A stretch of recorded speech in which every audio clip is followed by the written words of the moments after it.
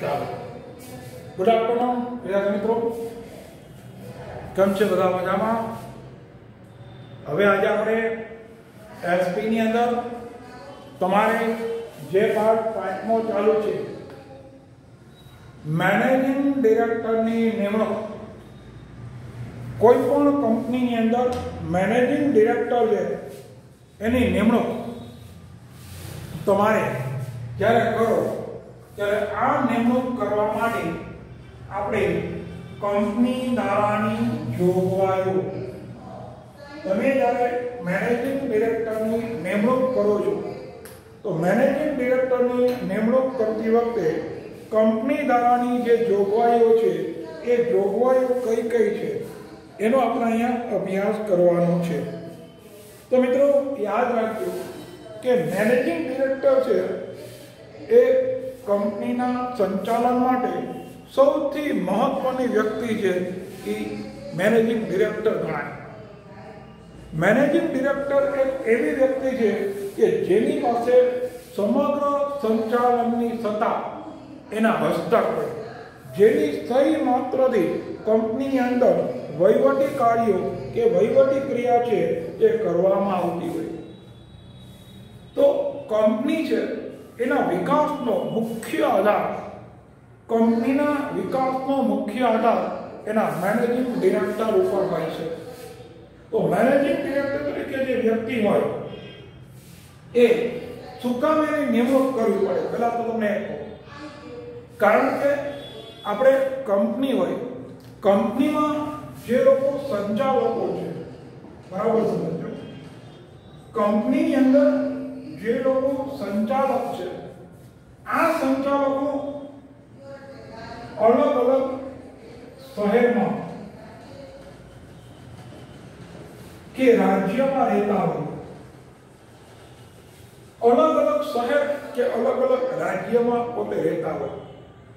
જ્યારે કંપનીની અંદર સભા બોલાવાય, સંચાલકોની સભા હોય, શેરહોલ્ડરોની સભા હોય, કોઈ નિમણૂક કરવાની હોય, મિલકત ખરીદી કરવાની હોય, અથવા અન્ય કંપની માટે જે વહીવટી કામ કરવાનું હોય, તો આ બધા સંચાલકોને દર વખતે એકત્રિત કરવા, ભેગા કરવા, એની સહમતિ લેવી એ તકલીફ પડવું પડે, મુશ્કેલ પડે.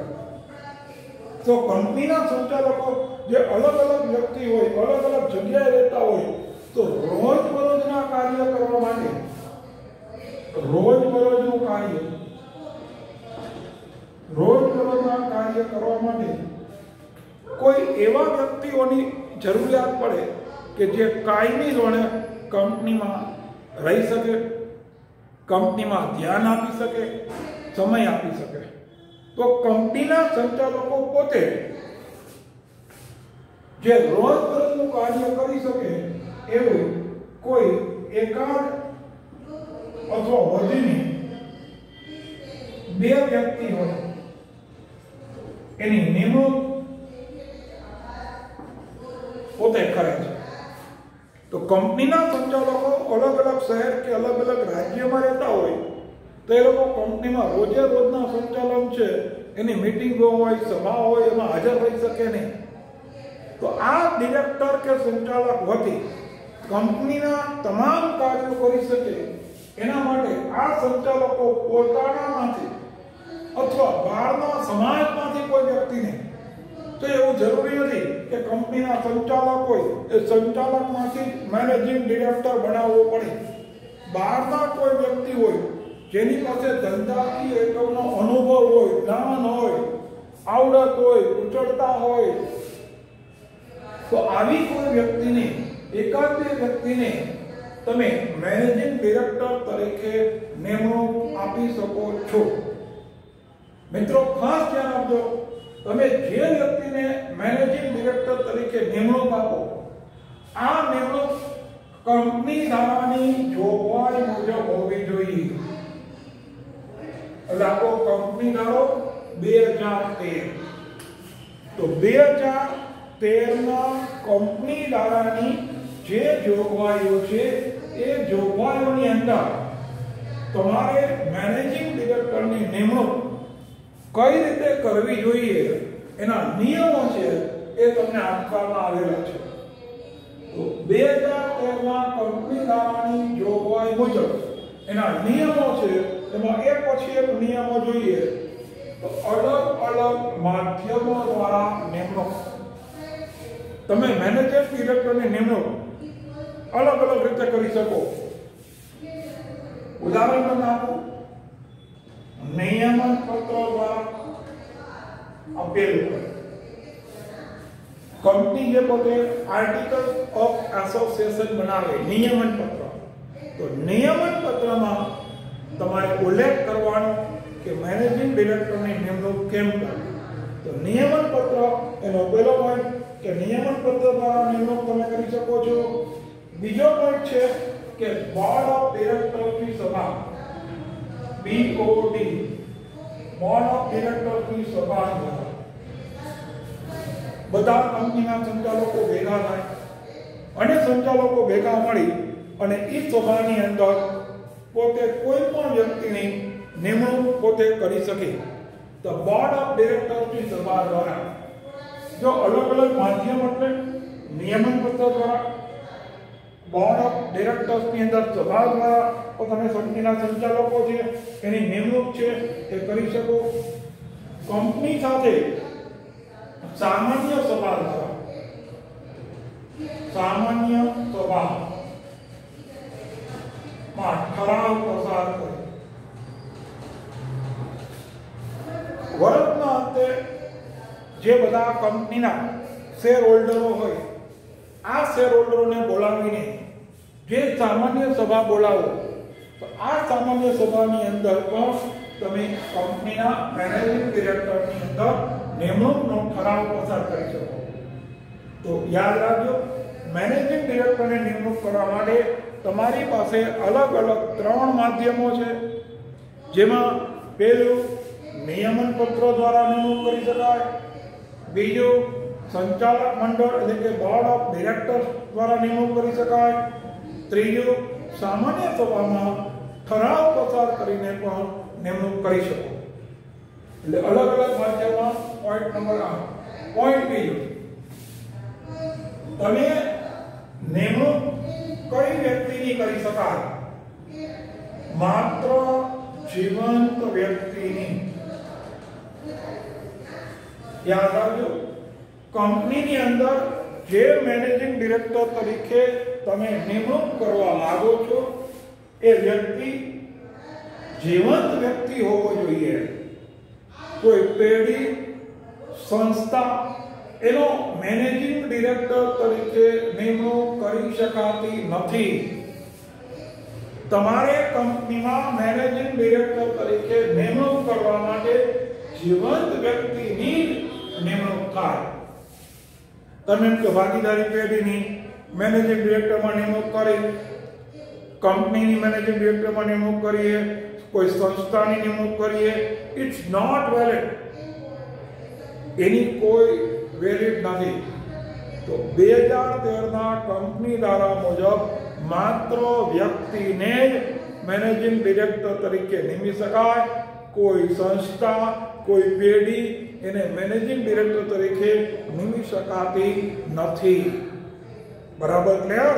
એના પછી નેક્સ્ટ, તમે જ્યાં નિમણૂક કરો છો આ નિમણૂક 5 વર્ષ માટે હોય.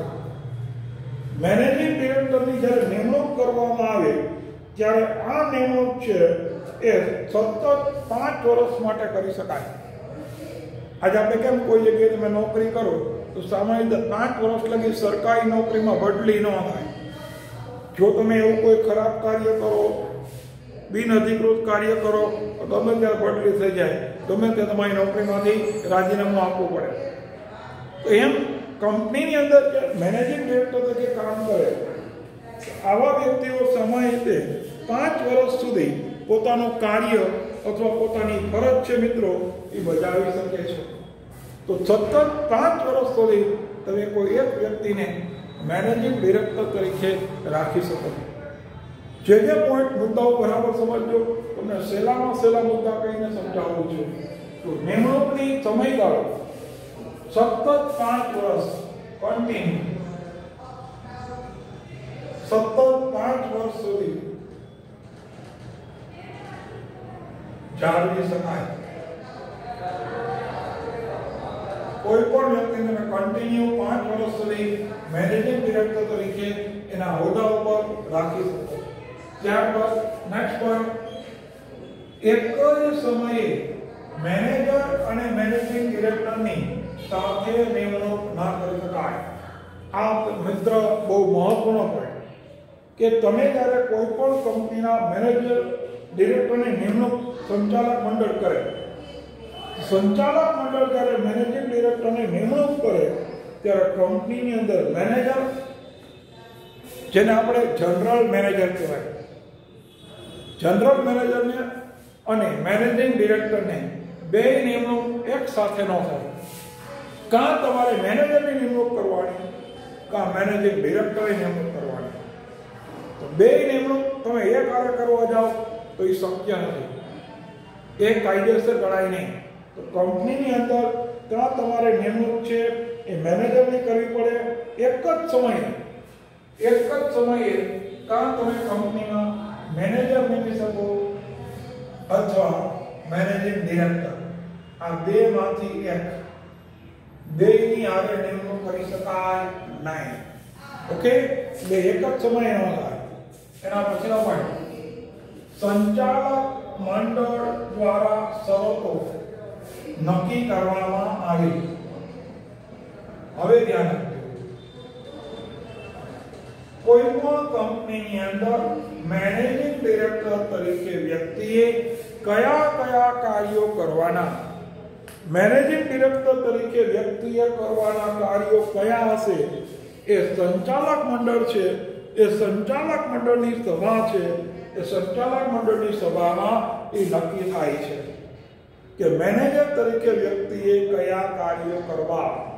આ કાર્યો નક્કી કોણ કરે? બધા સંચાલકો ભેગા મળી અને એનું જે બને છે બોર્ડ ઓફ ડિરેક્ટર, સંચાલક મંડળ. સંચાલક મંડળ છે એ નક્કી કરે, એ શરતો મુજબ એ નક્કી કરે, એ મુજબ એને કામ કરવું પડે. નંબર 6, સામાન્ય સભામાં મંજૂરીને આધીન. કંપનીના સાચા માલિકો એના શેર હોલ્ડર છે, તો શેર હોલ્ડરોની મંજૂરી ઠરાવ દ્વારા મેળવવામાં આવે. ધ્યાન આપજો, તમે કોઈ પણ કંપનીમાં મેનેજર ડિરેક્ટરની નિમણૂક કરો ત્યારે એની એક શરત છે કે મેનેજિંગ ડિરેક્ટર તરીકે જે વ્યક્તિની નિમણૂક કરો એને વર્ષના અંતે શેર હોલ્ડરોની સામાન્ય સભાની અંદર ઠરાવ પસાર કરવામાં આવશે અને આ ઠરાવને બહાલી મળે ત્યારબાદ જ મેનેજિંગ ડિરેક્ટરની નિમણૂક કાયમી ગણાય. તો સામાન્ય સભામાં મંજૂરીને આધીન સામાન્ય સભા જે બોલાવાય શેર હોલ્ડરોની, આ સામાન્ય સભામાં મંજૂરી મળશે એ અપેક્ષા સાથે અહીંયા તમે એની મંજૂરીની અપેક્ષા સાથે આ ઠરાવ પસાર કરવામાં આવે છે. જો શેર હોલ્ડરોની મંજૂરી ન મળે તો આને કાયદેસર ગણી શકાતું નથી. એના પછીનો છેલ્લો પોઈન્ટ તમે આગળ જોઈ, અગાઉની નિમણૂક ફરીથી ન થાય.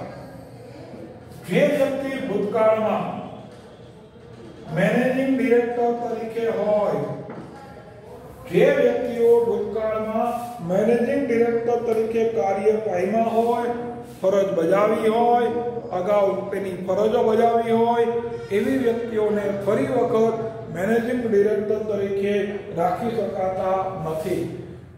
અને જો તમારે રાખવા હોય તો પછી શેર હોલ્ડરોની સામાન્ય સભામાં નવેસરથી મંજૂરી લેવી પડે.